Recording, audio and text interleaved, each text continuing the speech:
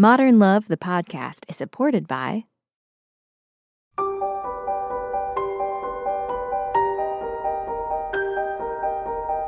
From the New York Times and WBUR Boston, this is Modern Love. Stories of love, loss, and redemption. I'm your host, Meghna Chakrabarty.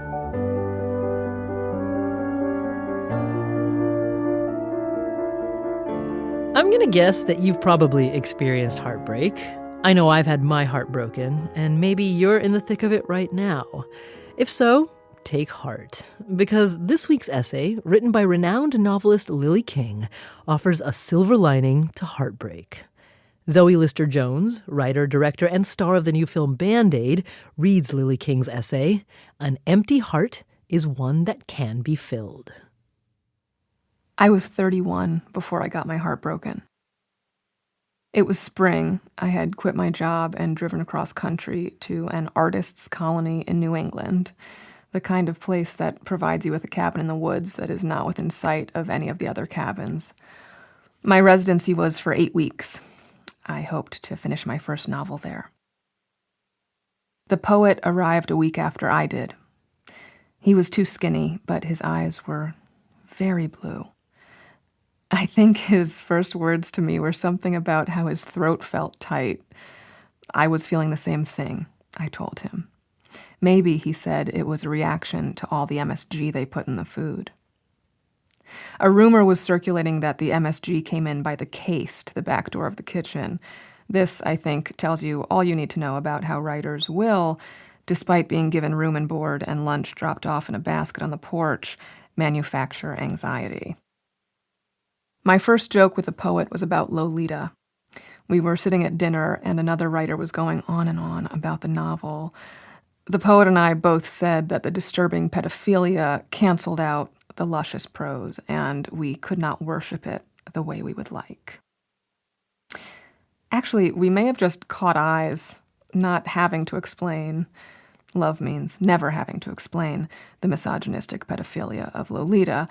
And the other writer fought back, so the poet held up his napkin as a screen between the Lolita fans and us. Everyone laughed. I swooned. A few nights later, we watched short films made by other residents. There were no seats left, so we stood in the back. He was just behind me, breathing into my hair, our bodies seeming to speak to each other in the dark. When it was over, with hardly a word, we got into my car and drove out of town. We ended up in a small village that had been transported back to 1969 by a film crew with thick wooden signs for the soda shop and beauty parlor and a huge advertisement for old-fashioned men's shoes painted onto a brick building. On the village green was a gazebo. We weren't sure if it was real or for the movie. We climbed its steps and played with cards I'd found in my glove compartment. On the way home, he pressed his lips to my neck. The memory of it made my stomach flip all night long. The spring unfurled like the fat ferns along the road to my cabin. May turned to June. I had grown up in New England, and so had the poet. The humid heat at noon, the cold rains on the roof, his accent, his humor, and his hands on my skin all felt like a home I had nearly forgotten. He was writing poems about bees, sex poems with pollen and stamens and pistils, bees sexing their flowers, sexing their queen, jelly and nectar and death in midair. He'd read them to me in his truck in the parking lot of the lake where we swam. Later, he wrote a poem about that too, how the water turned our arms to amber. We fooled around in his cabin, careful to time it right so the guy delivering lunch to the doorstep wouldn't catch us. I came away giddy, barely able to walk in a straight line. I fell for him so fast, and as if through space, no planet in sight. He had said, or at least I thought he had said, that he and his girlfriend in New York had broken up. But later he said they were taking a break, which was not at all the same thing, and not at all like my recent breakup with a man in California, which had been clean and permanent. Their break, this was pre-cell phone, involved hours in one of the wooden phone cabinets that lined the walls of the living room of the main house. He began saying that our strong physical connection was too intense, maybe even unnatural. He said, as if trying to translate his concern into fiction writer language I would understand, that our connection might be like an unreliable narrator. "Stay away from him," my mother said to me when we spoke on the phone. "You're there to write, so write." I had been revising the same short chapter for weeks. The stress I felt at the colony had begun to transform the place for me from writer's retreat to fitness camp. To keep all the anxiety at bay, I had embraced a brutal workout regimen, running a 12-mile loop, swimming across the lake, and playing tennis in the late afternoon. This athletic schedule didn't leave me much time to write. The poet left a week before I did. We said goodbye in the parking lot. He got into his truck, and as I leaned in the window, he touched his chest and said, "You are deep in here." I tried to believe this was the way a poet says, "I love you." But I knew it was more like the way someone who is not in love dodges those words at the moment they are expected. After that, I wanted to leave too. Finally, I did. My sister in Massachusetts took me in. She lived in a carriage house with her boyfriend, who had a friend who got me a job waiting tables at a fancy restaurant in Cambridge. In August, the poet came to visit, but he stayed with friends in Boston. We drove out to Walden Pond 3 days in a row.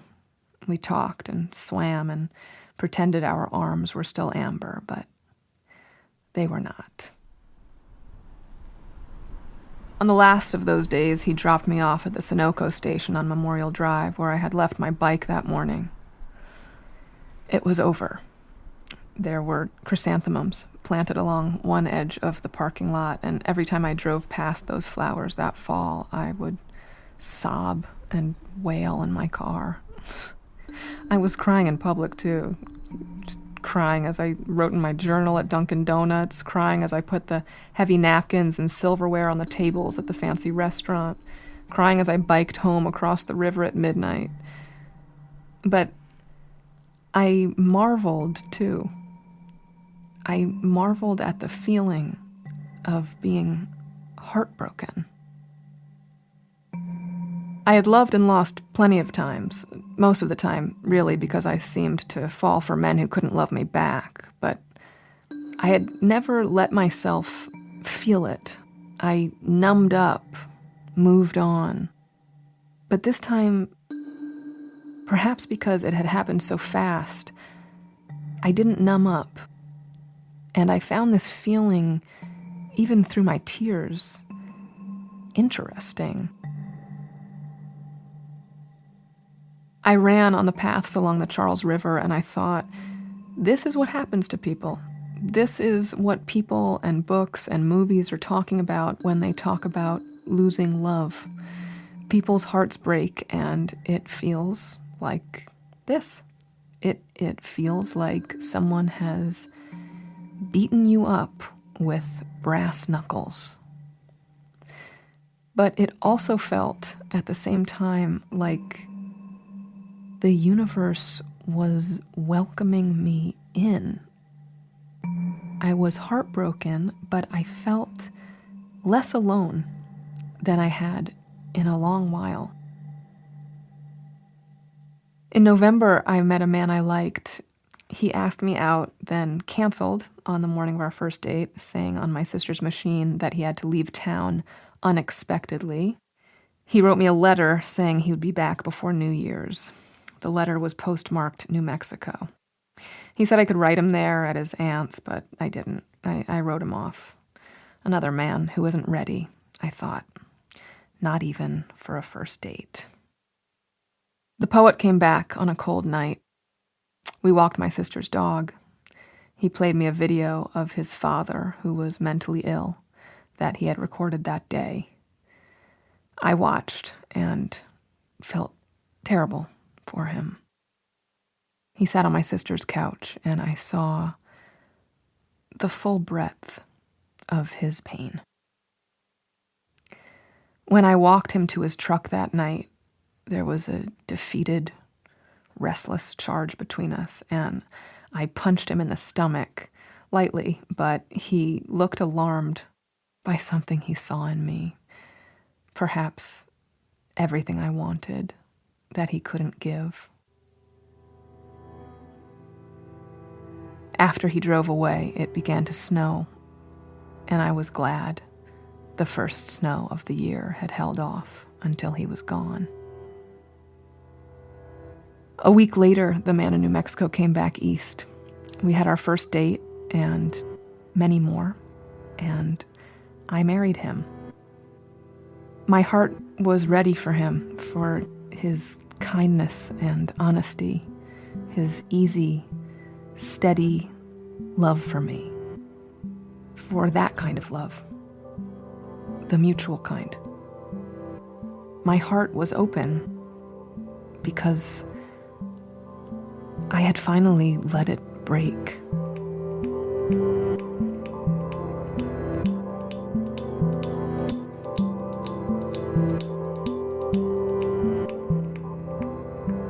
Zoe Lister-Jones reading Lily King's essay, An Empty Heart is One That Can Be Filled. We'll hear the latest from Lily after the break.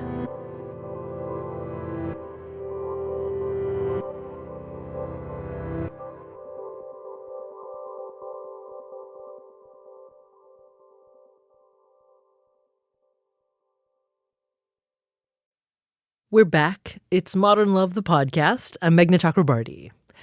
Lily King is no stranger to having her work published. She's an accomplished novelist whose most recent book, Euphoria, won the 2014 Kirkus Prize and the New England Book Award for Fiction. But having her Modern Love essay published was another story. It was very hard to think about publishing when it actually was accepted. I mean, I think writers, at least I do this thing where I write it and I send it out, and I don't think about the consequences until somebody says, we'll take that. And then I'm like, oh no, what have I done? It did feel exposing. Even people who knew me at the time and knew me when I was going through this, they were sort of surprised by some of the details. But while having the essay published was tricky, Lily says writing it was not.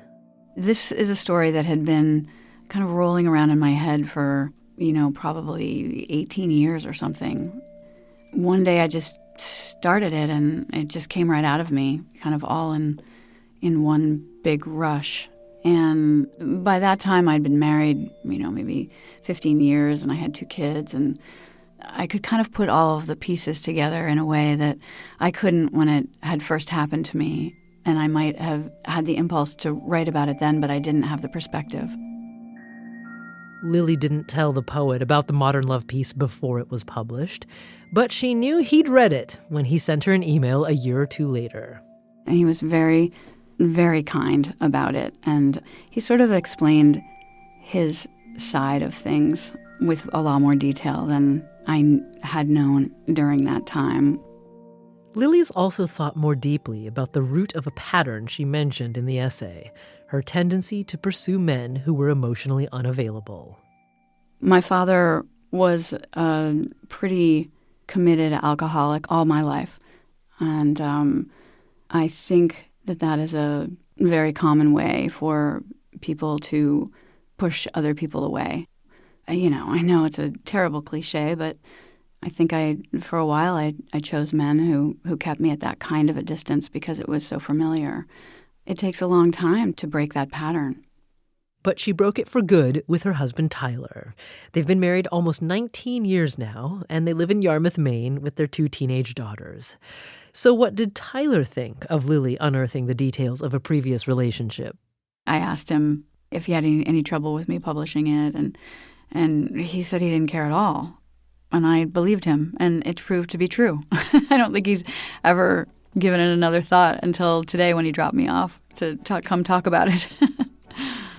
We both put our relationship and our family above everything else, and that has been a big surprise to me. I married the right guy, which is a small miracle, I think. Lily King. She's the author of several novels, including Euphoria, and she's currently working on another. Daniel Jones weighs in on writing about heartbreak in a minute.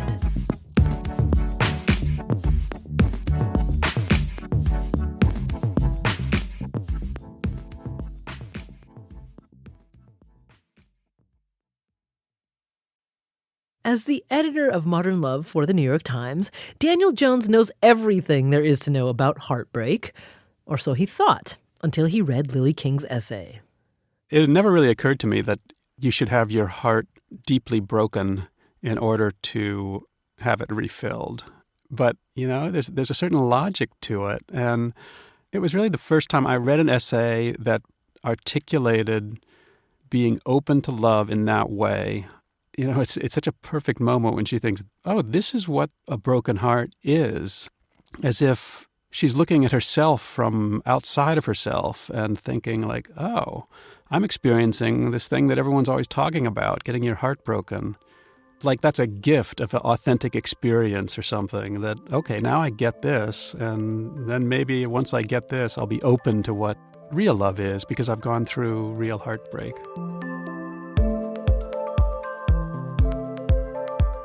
Zoe Lister-Jones was also drawn to Lily's depiction of heartbreak, and she told us it's an all-too-familiar feeling. Especially as an adolescent, it was a feeling that I lived in almost constantly. Whether it's in romantic relationships or friendships or within family structures, the heart breaks so often. And so I just thought that the way that feeling was articulated in this piece was so specific and beautiful and resonant for me. Thank you to Zoe for reading this week's essay. You can see her in the movie Band-Aid, which she wrote, directed, and stars in. It's in theaters now. You can also see Zoe in Season 3 of Life in Pieces on CBS. It comes out this fall. Next week on Modern Love, Cynthia Addai-Robinson, star of the USA series Shooter, reads a story about single motherhood by choice. I hate having to be the sole emotional and financial provider for my child. The pressure's too great. If you slip, there's no one to catch you. But worse, there's no one to catch your baby.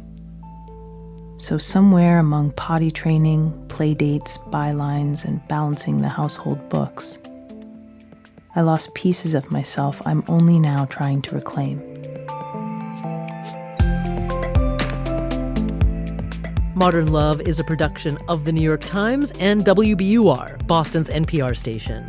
It's produced, directed, and edited by Jessica Alpert, John Parati, and Amory Sievertson. Additional sound design this week by Matt Reed. The idea for the Modern Love podcast was conceived by Lisa Tobin. Iris Adler is our executive producer. Daniel Jones is the editor of Modern Love for the New York Times and advisor to the show. Music for the podcast, courtesy of APM. I'm Meghna Chakrabarty. See you next week.